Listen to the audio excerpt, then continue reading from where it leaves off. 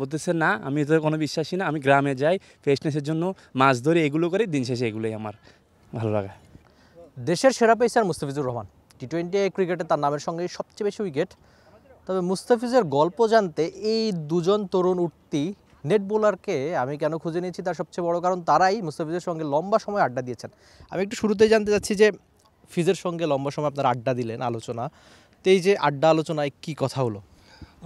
আড্ডা আলোচনায় মেইনলি আমরা উনির থেকে কিছু সাজেশন নেওয়ার ট্রাই করছিলাম যে কীভাবে বোলিং আরও ইমপ্রুভ করা যায়, আপনার হেলদি রুটিন কি, বা উনি আমাদেরকে বললো হেলদি রুটিন বলতে আমাদের শরীরের জন্য মেন ঘুমটা বেশি প্রয়োজন, একটা টাইম শিডিউল মেনটেন করে দিল, যদি রাত 12টার সর্বোচ্চ 11টা থেকে সর্বোচ্চ 12টার মধ্যে যদি আমরা ঘুমটা যাই, স্লিপিং টাইম সকালে যদি আলো উঠতে পারে, এটা আমাদের শরীরের জন্য ভালো। আর আপনার খাবার দাবারের প্রতি যত্ন নিতে বলছে, শরীরের প্রতি যত্ন নিতে বলছে, আর একটু রানিং করতে বলছে। That's it. সব মশার বিরুদ্ধে সুরক্ষা দিতে এলো বসুন্ধরা এক্সট্রিম অ্যারোসল, মশার বিরুদ্ধে এক্সট্রিম সুরক্ষা। আচ্ছা, এই যে এই ব্যাপারটা কেমন লাগে যে মুস্তাফিজের মতো একজন প্লেয়ার, সে কি না আইপিএল খেলে, নানান টুর্নামেন্ট খেলে, বাংলাদেশের অন্যতম সেরা পেসার, সে যখন নিজে থেকে এসে আপনাদের পরামর্শ দেয়, আপনাদের ভুলগুলো শুধরে নেয়, তখন কেমন লাগে? না, এটা আসলে আমাদেরকে অনেক প্রাউড করে যে বিষয়গুলো, যে মুস্তাফিজ ভাই থেকে বিভিন্ন প্রশ্ন জিজ্ঞেস করছিলাম, উনি একদম অনায়াসে আমাদেরকে প্রশ্নের জবাবগুলো দিয়ে দিল। বিশেষ করে ওনার সাথে কথা হলো যে উনি বিশেষত কাটারের ভালো বলিং করে, তো আমি বললাম যে কাটারের জিনিসটা মানে কাটার বল যে আমি লেফটিকে বলিং করা হয়, সেই সময় দেখা যায় যে কাটারটা ভালোভাবে কার্যকর হয় না। তো আমি বললাম যে ভাইয়া তাহলে মানে লেফটিকে কীভাবে কার্যকর বলিং করে, তো উনি বললো যে তুমি সাইড চেঞ্জ করে বলিং করতে পারো, ওটাও করতে পারো, বাট উনি আরও বিভিন্ন বলছিল তুমি হয়তো বা দেখা যাচ্ছে যে এটা বলিংয়ের উপর নির্ভর করে, তুমি কীভাবে বলিং করো ওটার উপর নির্ভর করে তোমার কাটারটা কীভাবে কাজে দিবে।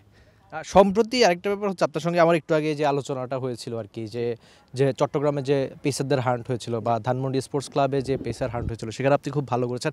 তো এই যে ক্রিকেটারদের লাইফটা তো এরকম যে কখনো ভালো সময় যায়, কখনো খারাপ সময়, সেটা ওই প্রত্যেকেরই লাইফে আসে। তো মনে হয় কিনা যে আরও বেশি, অনেক বেশি প্র্যাকটিস করতে হবে, চেষ্টা করতে হবে, সামনে আরও বেশি সুযোগ আসবে। মুস্তাফিজের সঙ্গে এসব নিয়েও কথা হয়েছে কিনা? মুস্তাফিজ ভাই আসার পর আমাকে জিজ্ঞেস করছিল যে তুমি পেসার হান্টে ফার্স্টে ছিল, চিটাঙের বলারটা নাই, চিটাঙের বলারটা কিনা? বলছে জি ভাই আমি চিটাঙের বলারটা। তো বলতেছে তোমাদের ক্যাম্প নিয়ে কিছু বলছে কিনা? বলছে ভাই ক্যাম্প নিয়ে তো আপাতত কিছু বলে নাই, বাট ওই আমাদের ঢাকায় যেটা বসুন্ধরার একটা 34 জনের হান্ট হয়েছিল, ওইটার মধ্যে আসি আমি, ওইটা 28 তারিখ থেকে একটা ক্যাম্প হবে। তো ভাইয়া বললো ঠিক আছে, আল্লাহ যখন একটা অপরচুনিটি দিছে, এটা সুযোগটা কাজে লাগাও, ভালো করে প্র্যাকটিস করো, সব কিছুই ভালো আছে, শুধু প্রসেসটা ভালো রাখো আর আল্লাহর উপর ভরসা রাখো, ইনশাল্লাহ হয়ে যাবে।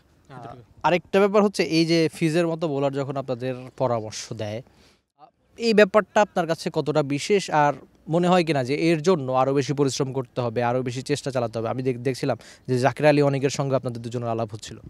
না, আসলে বিষয়টা হচ্ছে যে মনে হয় নেট বোলিংয়ের এতদিনের বোলিংয়ের মধ্যে বড় একটা প্রাপ্তি হচ্ছে আজকে মুস্তাফিজের সাথে আলাপ করা।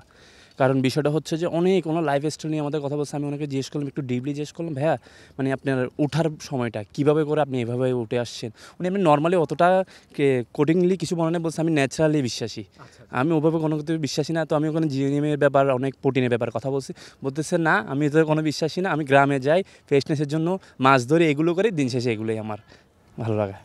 মানে এই গল্পগুলোই বোধ করি যে সাধারণ দর্শকরা জানতে চায় যে মুস্তাফিজ কিভাবে এত সাধারণ থেকেও অসাধারণ হয়ে ওঠেন। একজন বোলার বলছিলেন যে ফিজি তাকে বলেছিলেন যে ওই যে মুস্তাফিজ গ্রামে যায় না, আমরা দেখি যে সে মাছ ধরে, নানান অ্যাক্টিভিটিস করে, তার গ্রামে গিয়ে ন্যাচারাল থাকার চেষ্টা করে। এই চেষ্টার ফলেই কিন্তু মুস্তাফিজ বাংলাদেশের সেরা পেসার হয়ে ওঠেন, হয়তো দুনিয়ার অন্যতম সেরাদেরও একজন হয়ে ওঠেন। আশা করি ফিজ ভালো পারফরমেন্স করবে, আর সঙ্গে যারা তার সঙ্গে আজকে আড্ডা দিয়েছেন, আলাপ করেছেন, তার কাছ থেকে শিখেছেন, তারাও নিশ্চয়ই সামনে ভালো কিছু করবে। Rifat Emil, T sports, Chattogram. For more updates, subscribe to our YouTube channel and click on the bell icon. Follow us on Facebook and Instagram. Download T Sports app to enjoy exciting games and highlights. Visit tsports.com.